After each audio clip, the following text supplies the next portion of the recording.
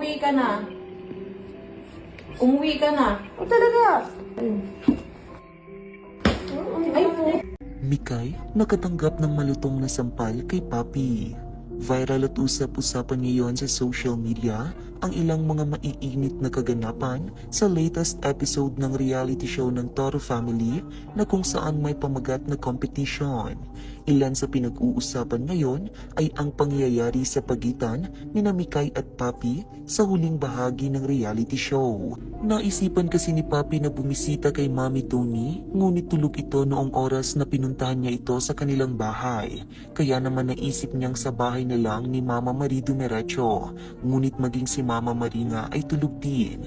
Hanggang sa nagstay na lang si Papi kina Mama Marie para naman magkaroon sila ng bonding ng kanyang kapatid na si Paye, gayong kina Mama Marie nga ito nagsistay.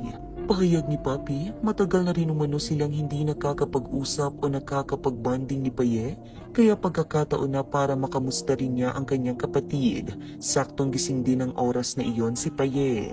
Makikita sa CCTV footage sa sala ni Mama Marie sina Papi, Mikay at Paye. Habang nagsasalita nga si Papi, bigla na lamang itong na-bad trip sa kanyang kapatid na si Paye dahil hindi niya raw ito nakikitaan o nafe-feelan ng excitement o interes na magsalita o makipag-usap sa kanya. Dahilan pa ni Papi na siya na nga raw ang personal na pumunta kay Paye para kamustahin ito, ngunit ganito pa raw ang matatanggap niya mula sa kapatid.